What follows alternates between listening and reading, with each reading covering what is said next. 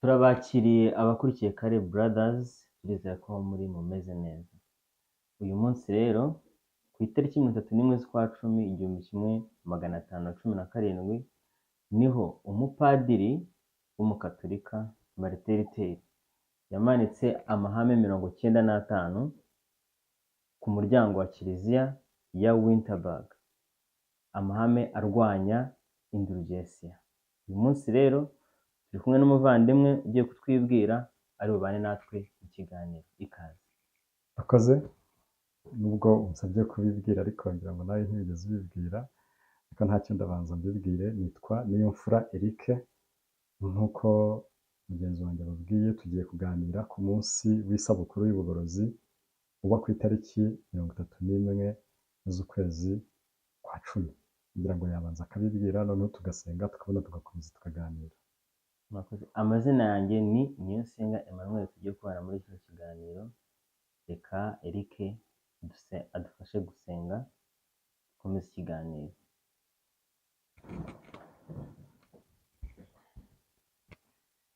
Data twese uri mu ijuru, tugushimiye uburyo wakomeje kubana natwe, ukaba uduhaye umwanya wo kugira ngo tuganire ku munsi ukomeye mu mateka ya gikristo, umunsi ugaragaza igihe ubugorozi bwaboneye imbaraga bukajya ku karubanda, na n'uyu munsi bukaba bukiri ku karubanda nubwo butagifite imbaraga nk'ubwo zari zifite icyo gihe. Turagusaba kugira ngo mu gihe tuganira kuri iri jambo ryawe uduhe imbaraga, tubashe gukorerwamo n'umwuka wakoreraga muri abo bagabo b'icyo gihe. Mu izina rya Yesu niho tubisabye, amen.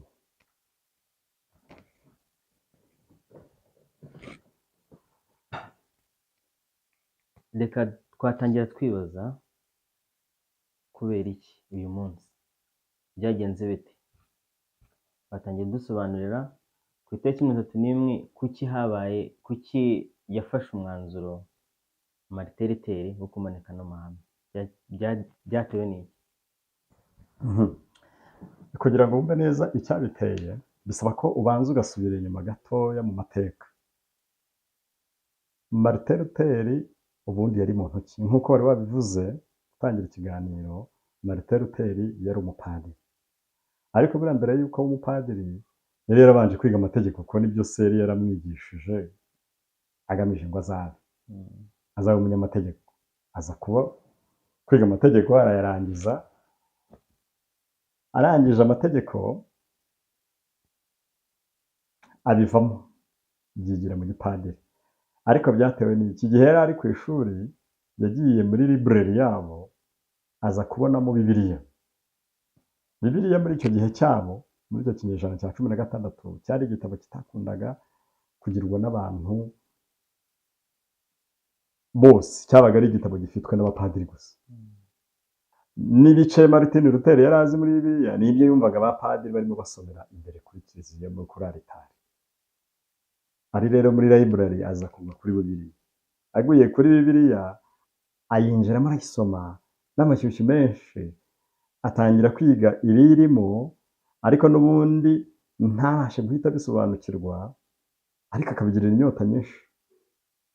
Kuko kimwe mu bibazo Martin Luther yari afite cyari ikibazo cy'uburyo ashobora kuba yakemerwa n'Imana. Ibikorwa bye yakoraga byose yabikoraga kugira ngo abashe kubona uburyo yakemerwa n'Imana. Nibyo byamuteraga, ariko kandi akabigerageza akabikora akagira gute, ariko ntabashe kubona amahoro mu mutima. Mu gihe rero yari ari muri ibyo bibazo, yumva agize ishyaka n'umutima w'urukundo wo kwita ku by'Imana no kuba yazagira igihe yazagira amahirwe akabona amahoro mu mutima. Aza rero kugwa kuri iyo Bibiliya, noneho aza no gukubitana na zimwe mu nyandiko za Pawulo zivuga ku buryo umuntu ashobora kubona amahoro yo mu mutima binyuze mu kwizera. Arushaho kubikunda cyane. Nicyo cyatumye igihe yarangizaga kwiga amategeko ntabwo yahise ajya gukora iby'amategeko, ahubwo kubera ya nyota yari afite yo kugira ngo abe yabasha kubona amahoro yo mu mutima, na ya Bibiliya yabonye na ya magambo yize, yagize amatsiko yo kubikurikirana cyane, ajya kwiga igipadiri. Ajya mu gipadiri. Ageze mu gipadiri rero, ngira ngo no kujyayo yabanje kubishwanira n'ababyeyi be. Yaje kubishwanira n'ababyeyi be, amara imyaka 2 yose atumvikana na papa we. Nubwo nyuma baje kumvikana bakiyunga. Igihe rero Martin Luther yajyaga mu gipadiri, yagiye mu muryango w'abo bitaga aba Augustine. Wari wo muryango w'abapadiri. Aragenda navuga afata umwanya wo kwicara ariga, yiga Bibiliya yagira gute, ariko n'ubundi agumya kugira ikibazo, akomeza kugira ikibazo cyo kudasobanukirwa neza n'uburyo yabona amahoro yo mu mutima. Ariko hagati aho mu mwaka wa 1508 Martin Luther yaje guhabwa ubupadiri. Amaze guhabwa ubupadiri rwose ahabwa ngira ngo no kuba umupadiri wa kiliziya y'ahantu yitwaga Wittenberg. Igihe rero yari amaze kugera mu gipadiri, yakomeje kwiga byane, agumye kugira ya nyota yo gusobanukirwa uburyo yabasha kubona amahoro yo mu mutima. Igihe kimwe nk'abandi bapadiri bose, aza kubwirwa ko kujya i Roma hari inzira umuntu ashobora kunyuramo akaba yabona ayo mahoro yo mu mutima, akaba yababarirwa ibyaha bye. Aragenda ajya i Roma. Ageze i Roma, iyo nzira bari bamubwiye, hari esikariye umuntu yazamukagaho akagenda azipfukamyeho mpaka akagenda akagera imbere ya papa, noneho akababarirwa ibyaha bye. Igihe Martin Luther nawe yari ari muri iyo nzira, apfukamye kuri izo esikariye, arimo azizamuka apfukamye kugira ngo agere uruhande rwa papa yari yicaye, Martin Luther aza kwibuka isomo ryo mu Baroma 1:17 rivuga ngo umukiranutsi azabeshwaho no kwizera. Martin Luther yahise ahaguruka aho yari ageze n'ibimwaro byinshi n'ubwoba bwinshi, ahita afata inzira asubirayo. Arataha asubira mu rugo. Ageze mu rugo aragumya n'ubundi yigisha, noneho kwa kuri yatangiye gusobanukirwa ko burya kugira ngo umuntu abashe kubabarirwa ibyaha bye bidakwiye kubanza kujya gupfukamira papa cyangwa gukora ibindi bikorwa runaka, ahubwo bisaba kugira gute, kwizera. Ariko iryo banga yari yararihishuriwe n'umugabo w'inshuti ye witwaga Staupitz, wari n'umuyobozi we. Igihe yabonaga arimo akora ibikorwa byinshi byo kugira ngo abashe kuba yakemerwa n'Imana, Staupitz aramubwira ati ntukirushye ugira ibikorwa byinshi ukora kuko ntabwo n'ubundi ibikorwa byawe bizatuma ubabarirwa ibyaha byawe, ahubwo ikizatuma ubabarirwa ibyaha byawe ko wizera, ukizera Yesu wa wundi wagupfiriye. Ibyo rero byarushaho kugira imbaraga igihe yageraga kuri za esikariye azamutse, Imana igahita imwibutsa iryo somo ryo mu Baroma 1:17, noneho aragaruka akomeza kwigisha muri ya kiliziya yayoboraga ya Winterberg. Iyo kiliziya ya Winterberg yari na kiliziya ya kaminuza Martin Luther yigishagamo teoloji. Urumva we yari ari mu murongo rwose wo kwita ku bintu by'Imana. Haje rero kuvuka ibibazo. Haje kwaduka umugabo witwaga Tetzel wagurishaga inzandiko za kiliziya zanditseho amagambo avuga yuko umuntu utanze amafaranga akagura urwo rwandiko azababarirwa ibyaha bye by'igihe cyashize, iby'icyo gihe ndetse n'iby'igihe kizaza. Martin Luther yagiye kubona abona abakirisitu be batangiye kujya bamuzanira izo nzandiko, bimutera agahinda cyane rwose. Noneho apanga uburyo azahangana n'uwo Tetzel yari umukozi, nawe yari umuntu wihaye Imana wo mu muryango w'Abadominikani n'undi w'Abagatolika, ariko yari afite inshingano yo kugenda ashakisha amafaranga, akusanya amafaranga yo kugira ngo bubake urusengero rwa Mutagatifu Petero rw'i Roma. Uburyo bwiza bwo kuyakusanya kwari ukugenda asezeranya abantu, aho abantu inzandiko zibasezeranya imbabazi z'ibyaha byabo by'igihe cyashize, iby'ako kanya ndetse n'iby'igihe kizaza. Ni we murongo yari yibereyemo. Martin Luther rero bimutera umujinya, apanga uburyo azahangana nabo. Icyo gihe hari mu mwaka w'1517.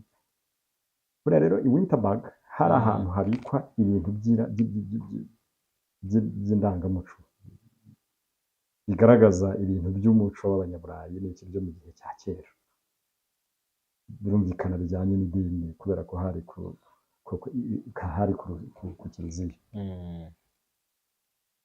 Hajyaga hahurira n'abantu mu minsi mikuru runaka baje kureba ibyo bintu.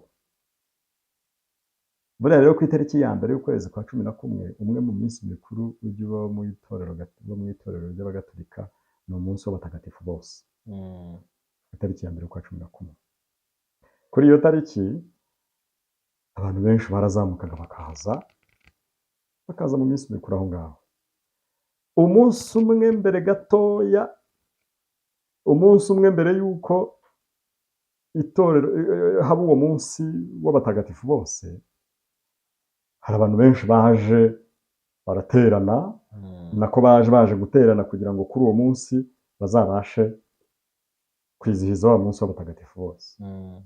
Martin Luther rero yabazamutsemo, aragenda nawe afata ya mahame 95 arwanya indulgensiya, aragenda yita ngo abantu bose bari buze babashe gusobanukirwa n'ibyo bintu by'indulgensiya.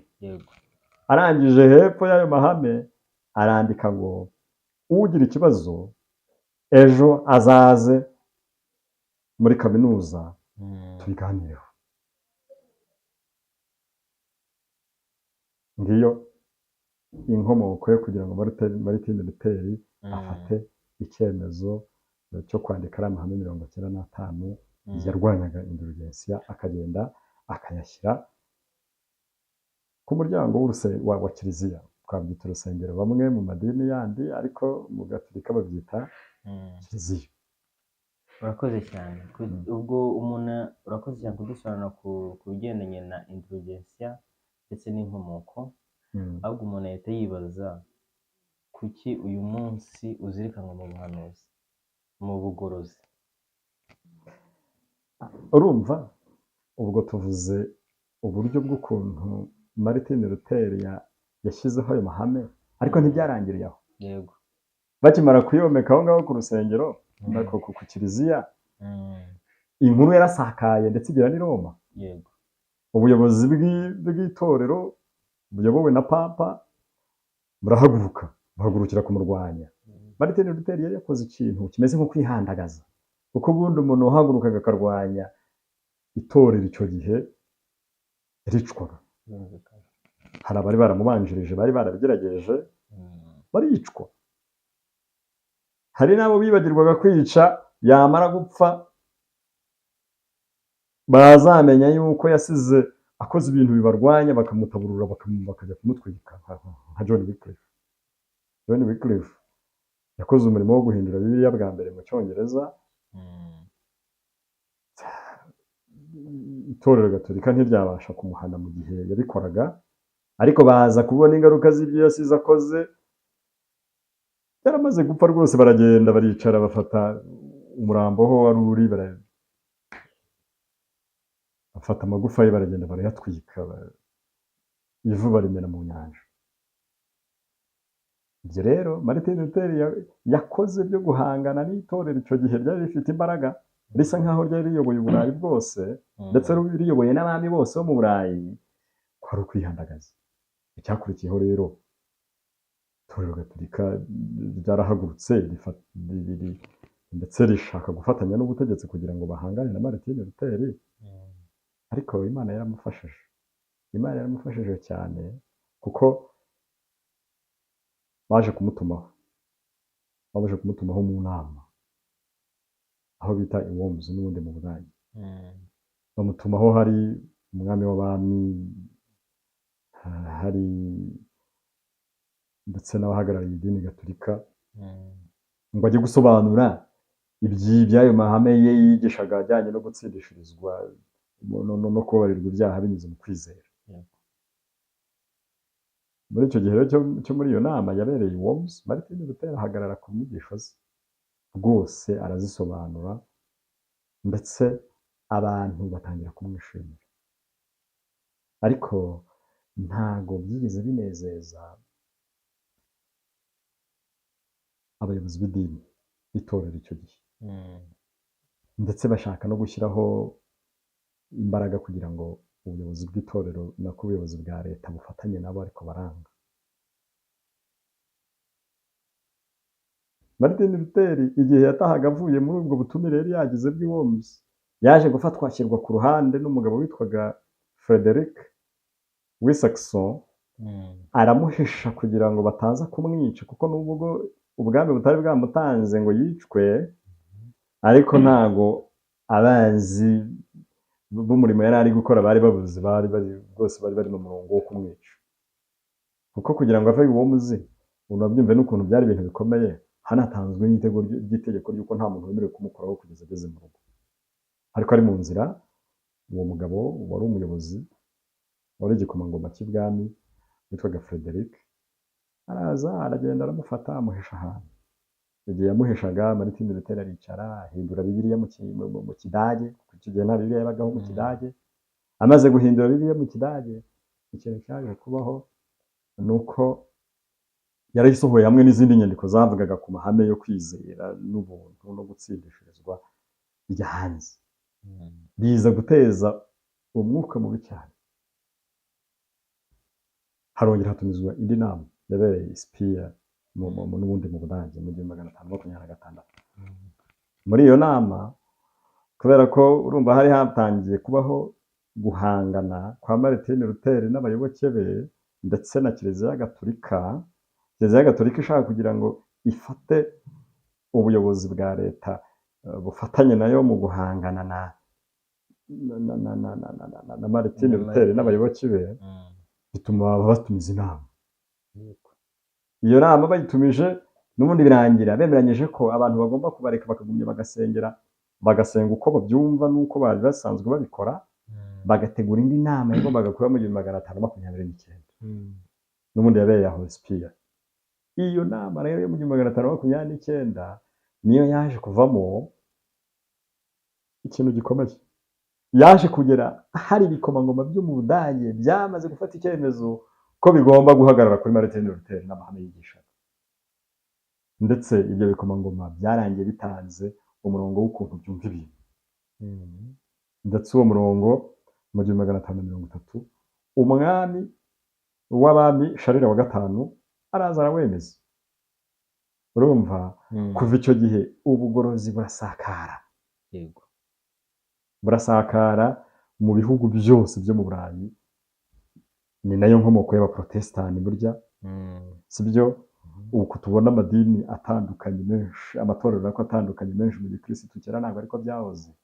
Itorero rimwe ryari rifite imbaraga muri icyo gihe, ryari itorero ry'abagatolika gusa. yego, Ariko ubu ngubu impamvu tubona amatorero atandukanye y'abaprotestani, ni aho ngaho byahereye. Nubwo na mbere yaho hari ayarasanzwe ahari, ariko yari ari mu kinyejana, yari yihishe ukuntu. Kuko ubwo nubwo tuvuga Martin Luther wahagurutse muri icyo kinyejana cya 16 mu myaka y'1500, hari abandi bagorozi bari bamaze imyaka myinshi cyane bitwaga abavoduwa cyangwa se abawaridensi, bahereye mu kinyejana cya 4 igihe itorero ryitabazaga leta kugira ngo irifashe kwemeza gutegeka abantu kwizera amahame yaryo. Hari abakirisitu babyanze, banga kugendera muri uwo murongo. Bamwe muri bo rero bazwi bamaze igihe kirekire, imyaka irenga 1000, n'abitwaga abawaridensi. Ndetse amakuru avuga yuko igihe ikigorozi cyahagurukaga muri iyo myaka ya 1500, bamwe mu bantu bihuje na ba Martin Luther, ubwo ntabwo twavuze muri iyo myaka bahagurutse bitwaga ba Calvin, baje kwiyunga bakora inama rwose bashyira hamwe, barafatanya. Aba Waridensi, ba Martin Luther, aba Calvinist n'abandi bagorozi bari batandukanye. Urumva rero uhereye mu kuri iyo muri uko kumanika 95 ku kiliziya bya Martin Luther, hasi hakurikiraho ibintu byinshi na n'uyu munsi byagize ingaruka mu myizerere ya gikirisitu, ndetse n'uwanavuga mu isi yose. Niyo mpamvu ari ingenzi cyane ko uyu munsi ari umunsi w'ingenzi wo ku itariki ya 31 z'ukwezi kwa 10. Ubu tuvugana hashize imyaka 507 ubugorozi bugiye ku karubanda. Turakoze cyane. Umuntu yahita yibaza, hari nk'umuntu utasobanukiwe bijyanye na indulgensiya. Ese icyo gihe byagezweho, umugambi wa Martin Luther wagezweho icyo gihe, indulgensiya koko yavuyeho 100%? Uyu munsi keretse hari ahandi bari ku munsi indulgensiya, ntaho tucyumva abantu bahabwa impapuro zibabwira ko ibyaha byabo kubera amafaranga runaka batanze bibabariwe uyu munsi n'ejo ndetse n'iteka ryose. Mu yandi magambo, Martin Luther umugambi we ugezeho, kuko nuko yenda tutari wabimbajejeho, ariko naguha nk'urugero rumwe rwamwe mu mahame. Yego, rwamwe mu mahame Martin Luther yanditse muri ayo mahame 95 yarwanyaga indulgensiya. Reka yenda dufate urugero nk'ihame rya 6. yego, ihame rya 6 ryaravugaga ngo papa ntashobora gukuraho icyaha keretse gusa igihe atangaje kandi akagaragaza ko byababariwe n'Imana, maze akabishyira ku mbabazi z'Imana. Bikumva rimwe muri ayo mahame. Ihame rya 6 ryaravuga ngo papa nta bushobozi afite bwo gukuraho iki abantu ibyaha. Mu gihe urwo rupapuro bavugaga yuko ibyaha byabo kubera amafaranga baruguze bibabariwe iby'igihe cyahise, iby'icyo gihe ndetse n'iby'igihe kizaza. Irindi hame yenda twavuga ni ihame rya 8. Amategeko yo kwihana ashyirwa ku bantu bazima, kandi ukurikije ibyayo nta kintu gikwiye gutegeka abapfuye. Mu yandi magambo, abantu bazima nibo bakwiye kwihana. Umuntu wapfuye ntaho bigomba guhurira rwose. Urumva wambaza guti byaba byaragezweho n'uyu munsi abantu bagisengera abapfuye, ariko ubundi abapfuye ntacyo byabamarira kubasengera. Ko nyine iyo umuntu apfuye yapfuye, ntacyo bashobora guhindura ku byo yakoze. Irindi hame rya 10 ryaravugaga ngo ubujiji n'ubugome nibyo biba biri gukorwa n'abapadiri igihe baba bari kugendera ku mategeko yo kwihana ku bantu bapfuye kugira ngo bajye muri purgatori. Ubundi hari abantu bishyura ikiguzi runaka ngo kugira ngo abantu bapfuye babashe gukurwa ahantu hamwe, bashyirwa ahandi, bakurwa ahantu bari bari mu bibazo byinshi, bashyirwaho bagifite ibibazo bike cyangwa bafite kubabara gukeya, ariho bita purgatori. Ndetse ngo uko bigenda ibyaha byabo byihanirwa, icyo gihe uburyo byihanirwa nk'uko hari ukwishyura amafaranga, uyu munsi ntabwo bizi niba bishyura amafaranga, sibyo? Ngo bikagera igihe noneho akazava no muri purgatori akagenda akagera hehe? Mu ijuru. Ariko ubundi tukiri n'aha ngaha ntabwo Bibiliya yemera ko umuntu iyo apfuye hari ahantu ajya, Bibiliya ntabwo byemera. Ahubwo muri Zaburi 146 ho havuga yuko umwuka w'umuntu umuvamo ugasubira ku wutanze. Ubwo iyo umwuka wamuvuyemo se bigenda bitareka dusome hano muri Zaburi 146 turahera ku murongo wa 3. Haravuga ngo ntimukiringire abakomeye cyangwa umwana w'umuntu wese utabonerwamo agakiza. Umwuka we umuvamo agasubira mu butaka bwe, uwo munsi imigambi ye irashira. Ngo umwuka we umuvamo agasubira hehe? Mu butaka bwe. Burya umuntu apfuye umwuka umuvamo we agasubira mu butaka bwe. Kugira ngo wumve neza iri somo byagusaba ko usubira mu itangiriro ibice bibiri. Ubundi Imana yabigenje ite igihe yaremaga umuntu? Igihe Imana yaremaga umuntu, itangiriro ibice bibiri, dusome yenda ku murongo wa 7. Uwiteka Imana irema umuntu mu mukungugu wo hasi, imuhumekera mu mazuru umwuka w'ubugingo, umuntu ahinduka ubugingo buzima. Bivuze ngo burya umuntu agizwe n'ibintu bibiri. Hari umukungugu Imana amufasha iramubumba neza, hari n'umwuka waturutse ku Mana yamushyizemo, yamuhaye. iyo apfuye rero bigenda bite? Wa mwuka Imana yamushyizemo wayo usubira ku Mana nyine yagutanze, ariko cya gitaka kikagira gite? Kigasubira mu kindi. Ko bigenda. Bivuze ngo umuntu apfuye nyine abarangiye, igitaka gisubira mu gitaka, umwuka ugasubira mu Mana. Amahirwe hari nuko igihe Yesu azaba agarutse, wa mwuka w'Imana uzagaruka usubire muri bya bitaka bitandukanye, noneho abazaba barashyize mu bikorwa ibyo ijambo ry'Imana risaba babashe kuzukira gusanganira umwami wabo. Rero hari bimwe mu byo Martin Luther yagezeho, ariko hari n'ibyo atagezeho, kuko uyu munsi hari ibyo yarwanyije n'ubundi bigikorwa.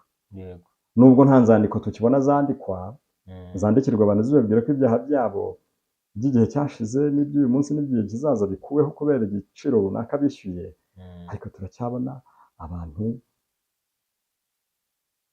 bihanira abapfuye n'ibindi kugira ngo nicyo nagusubiza. Murakoze cyane. Sinzi niba hari ubundi butumwa wari wateganyije kutubwira ku bigendanye n'uyu munsi.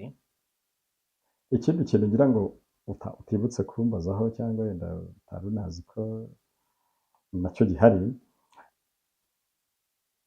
twavuze ku ndurugensiyo, tuvugamo amahame 95 azirwanya, ariko buriya dushobora kuyafata tukayashyira mu ngingo nk'eshanu z'ingenzi abo bagorozi bahagarariye, harimo bihereye kuri Martin Luther, hamwe n'abo ba Calvin, hamwe n'abo n'ibyo bikomangoma byo mu Budage, hamwe n'abitwa ba William Tyndale. Hari abagorozi benshi bahagurutse barwanira ukuri kw'ijambo ry'Imana, bakura icyubahiro cy'Imana ku muntu bagisubiza Imana. Muri ayo mahame rero, ayo mahame 5 naya, hari ihame rya mbere ry'abagorozi. Ihame rya mbere ni ihame rivuga ngo sola gratia, kubw'ubuntu bwonyine. Iyo usomye mu Befeso 2:8-9 haravuga ngo mwakijijwe n'ubuntu kubwo kwizera, ntibyavuye kuri mwe ahubwo ni impano y'Imana, ntibyavuye no ku mirimo kugira ngo hatagira umuntu wirarira. Uri kubyumva? Gukizwa ibyaha byacu tubikizwa kubw'ubuntu bw'Imana, ntabwo ari kubw'imirimo twakoze cyangwa kubw'imirimo dukora. Kubera ko ubundi iyo bavuze ubuntu iyo usoma bibiliya hari ukuntu wumva bitinda kuza, ariko ubuntu ni iki? Ubundi ubuntu ni iki? ubuntu njye numva ubuntu nta kiguzi. Iyo bavuze ngo umuntu runaka agira ubuntu baba bashatse kuvuga iki? Iyo bavuze ngo umuntu agira ubuntu, uwo muntu atanga adategereje inyungu. Ugize neza cyane. Bivuze ngo ushatse wavuga ngo ubuntu ni umuco cyangwa ni imiterere y'umuntu yo gutanga, agaha abantu cyangwa umuntu ibyo akeneye cyangwa mugenzi we ibyo akeneye, ariko atabitewe n'igikorwa runaka cyiza yamukoreye, si byo? Ahubwo we biturutse ku rukundo amufitiye, biturutse ku mutima wo kugira neza kwe, agamije kumwitura. Ni yandi magambo, ubuntu ni umuco. Yego. Iyo tuvuze ngo twakijijwe n'ubuntu, ni ukuvuga ngo kugira neza kw'Imana, urukundo rw'Imana yadukunze rwatumye iduha ibyo twari dukeneye. Yego. Ni ibiki umuntu yari akeneye? Igihe umuntu yari amaze kwica itegeko Imana yari yamuhaye mu ngobyi ya Edeni, umuntu yari yahindutse umunyabyaha, kandi noneho ntiyari afite n'ubushobozi bwo kwitandukanya n'icyo cyaha cyamwigaruriye. Uburyo bw'umwe bukundi Imana yashoboraga kunyuramo ni uko yagombaga gushakisha ubundi buryo iri bumukize kugira ngo batarimbuka. Ubwo buryo rukumbi Imana yabonye rero nta bundi. Yohana 3:16 aravuga ngo kuko Imana yakunze abari mu isi cyane, byatumye itanga umwana wayo w'ikinege kugira ngo umwizera wese atarimbuka. Yego. Umukiranutsi yapfiriye abakiranirwa. Yesu yaraje, igihano umuntu yagombaga guhanwa, Yesu aragihanwa. Aragihanwa. Kuko iyo dusomye mu kuva 34 umurongo nko guhera ku wa 4 kugera ku wa 7 atubwira iby'imico y'Imana. Yego. Mu mico y'Imana, Imana igira ubuntu, igira kugira neza kwinshi, igira imbabazi nyinshi, si byo? Ariko ni n'Imana idatsindishiriza uwo gutsindwa. Yego. Mu yandi magambo, umuntu nyuma yo kwica itegeko ry'Imana yagombaga gupfa. Bari kumva? Ako kanwa kumvise. Nyuma yo kwica itegeko ry'Imana yagombaga kugira gupfa. Kugira ngo Imana imucungure nuko hagombaga kuboneka ugomba gupfa mu mwanya w'umuntu. Wahita unibaza uti kuki wundi Imana yatoranije Yesu, kuki itatoranije wenda Gaburiyeli? Si we wasimbuye Satani se mu bamarayika bakuriye abandi mu ijoro? Kuki itatoranije Gaburiyeli? Itegeko ry'Imana burya ni ubusobanuro bw'Imana, ni imico y'Imana. Kuko uzumva bakubwira ngo Imana n'urukundo, muri Yohana 1:9 Imana ni ikintu, urukundo. Nujya mu Baroma 13:8 kugera ku 10 naho bazakubwira yuko amategeko n'urukundo. Bazakubwira ko Imana ari yera, amategeko nayo arera, Imana irakiranuka, amategeko nayo arakiranuka. Uwanganyaga rero ubushobozi n'itegeko, uwari ufite ubushobozi bungana n'itegeko ryari ryishwe, nta wundi ni Yesu. Niyo mpamvu Imana yafashe Yesu akaza kugira ngo yishyure ikiguzi rwose gihuye n'itegeko ryari ryamaze kugira gute, ryari ryamaze kwicwa. Kurekura rero umwana wayo akaza, nta kiduca, nta kiguzi twatanze, nta handi handi byaturutse, ni ku buntu bw'Imana. Ubuntu bw'Imana. Muri make ni wa mutima w'urukundo rw'Imana wo kugira neza kwayo. Niyo mpamvu ihame ryabo rya mbere ryari iki? Ubuntu. Ubuntu, kubw'ubuntu bwonyine. Kubw'ubuntu. Ni kubw'ubuntu bwonyine. Mu yandi magambo, iyo tubabarirwa ibyaha, kuki ubundi tubabarirwa ibyaha? Tubabarirwa ibyaha kubw'amaraso ya Yesu, si byo? Yego. Iyo amaraso ya Yesu ataza kumeneka byari kugenda bite? Iyo amaraso ya Yesu ataza kumeneka n'icyaha nticyari bubabarirwe. Bivuze ngo iyo rero twizeye Imana itubabarira nta kiduciye, nk'uko hano rya somo turisomye rivuga hano mu Efeso 2:8-9 ngo mwakijijwe n'ubuntu kubwo kwizera, ntibyavuye kuri mwe ahubwo ni impano y'Imana, ntibyavuye no ku mirimo kugira ngo hatagira umuntu ugira gute. Ihame rya kabiri ryaravuga ngo kubwo kwizera konyine. Kwizera ni iki? Kwizera ni ukumenya rwose ibyiringirwa udashidikanya ko bitazaba. bitazamuye Kandi niko kuduhamiriza ko ibyo tutareba ari iki? ari ukuri. Ari iby'ukuri. Mu yandi magambo, kwizera ni ugusobanukirwa neza n'ubuntu Imana yatugiriye ikohereza umwana wayo kuza kutwitangira akishyura igihano cy'icyaha twagombaga kwishyura mu mwanya wacu, bityo iyi mbabazi Imana yasezeranyije tukemera ko tuzakira igihe tuzisabye. Kandi ngo niko kutumenyesha ko ibyo tutareba ari iki? ari ukuri. Tukemera yuko Imana itubabariye bidasabye ko tubireba. Kuko twabibonye ntabwo byaba bikiri iki? Ntabwo byaba bikiri kwizera.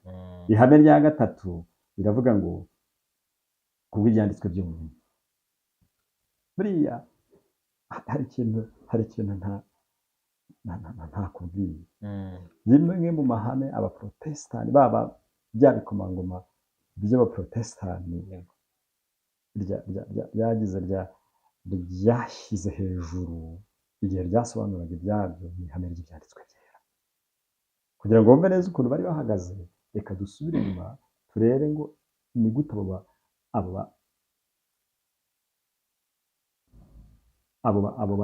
ibyo bikomangoma byahagaze byemye bisobanura ibyabyo. Umva ukuntu havuga. Ni amagambo muzasanga mu ntambara ikomeye kuri paji 203. Umva ukuntu ibyo bikomangoma byabwiye umwami. Byaravuze ngo hamwe n'ubuntu bw'Imana dufashe icyemezo cyo gushyigikira kubwiriza gusa ijambo ryayo ryera ryonyine nk'uko riri mu bitabo by'isezerano rya kera n'irishya, tutarengejeho n'ikintu na kimwe gishobora kuba kinyuranye naryo. Iri jambo niryo kuri ryonyine. Urikumva? Ijambo ry'Imana niryo kuri ryonyine, niryo mugenga nyakuri w'amahame yose n'imibereho yose, kandi ntirishobora gutsindwa cyangwa rituyobye. Uwubaka kuri uyu musingi azanesha imbaraga zose z'ikuzimu, kandi ibintu byose abantu bazakora barirwanya bizagwa imbere y'Imana. Babyumvise? Ihame rya gatatu byari ibyanditswe byera. Abagorozi nta kindi kintu bagombaga gushingira amahame nk'uko biboneka mu bitabo by'isezerano rya kera no mu bitabo by'isezerano rishya. Ibyanditswe byera niyo yari inkomoko y'imyizerere yabo. Ibyo kuba icyo gihe umuyobozi w'itorero yari afite imbaraga, ibyo ntibyabarebaga. Yego. Kwizera kwabo ntikwagombaga gushingira ku byo umuyobozi w'itorero avuga, ahubwo byagombaga gushingira ku byo Bibiliya igira gute?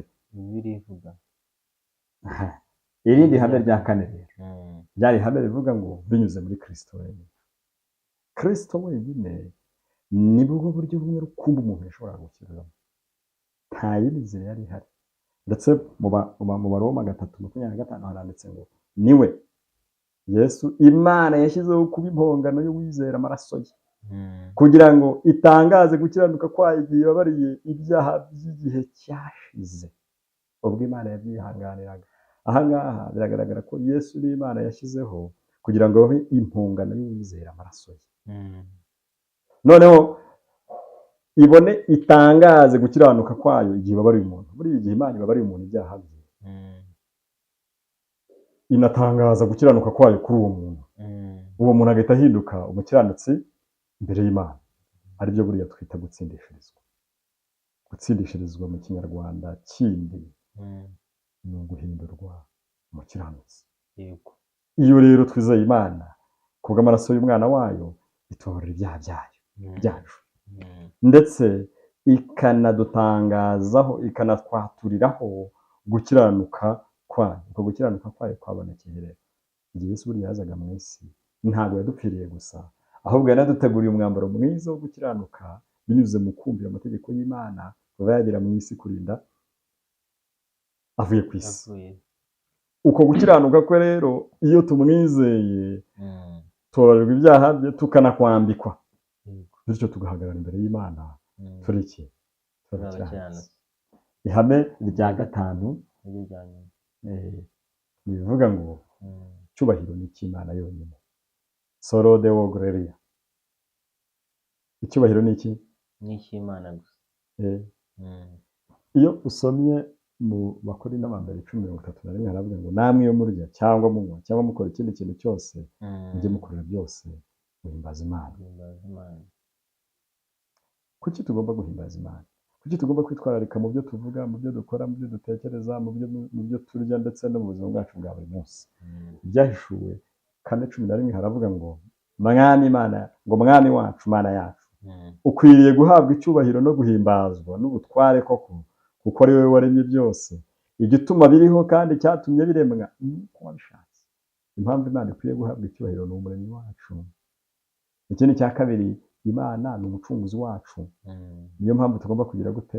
Kwiha icyubahiro. Ngayo amahame 5 yarangaga ubugorozi uhereye muri icyo kinyejana cya 16. Yego. Ariko ikibazo twakibaza uyu munsi byagenze bite? Koko aya mahame nk'uko tuyabonye hano niko agihagaze? Umwuka warangaga abakurambere bacu icyo gihe n'uyu munsi niwe ukituranga? Ese turacyategereje imbabazi z'Imana dushingiye ku buntu bwayo? Ese turakibuka yuko gukiranuka kw'Imana ariko gutuma duhinduka abakiranutsi imbere yayo? Kwa gukiranuka kumwe kwagaragariye muri Yesu? Ese tujye twibuka ko ibyo tuvuga n'ibyo dukora byose bifite ingaruka ku buzima bwacu, cyane cyane ko Imana ikwiye icyubahiro gukora umurimo wacu? Ngibyo ibintu umunsi nk'uyu tuba dukwiye gutekerezaho mu gihe twizihiza imyaka 507 ubugorozi bugiye ku karubanda. Murakoze cyane. Ndumva ikiganiro cyacu cyari cyiza. Eric duhaye ikiganiro cyiza kigeni twibutsa uyu munsi w'ubugorozi, kugira ngo buri muntu wese n'ikiganiro ukwacyumvishe neza. Turakira n'ibibazo muri komenti, ubutaha tuzaba tugenda tubasubiza. Mutubwire namwe, eske uyu munsi uwibukira kuki? Murakoze cyane. Mwari kumwe nanjye Emmanuel Niyonsenga na Niyomfura Eric. Ikiganiro cyacu nakagaruka, tuzaba tubagezaho ibiganiro byinshi. Turabashishikariza rero gukora like, ukanda subscribe, kugira ngo dukomezanye n'ibiganiro bitaha tuzaba tubagezaho. Murakoze, mugire ibihe byiza.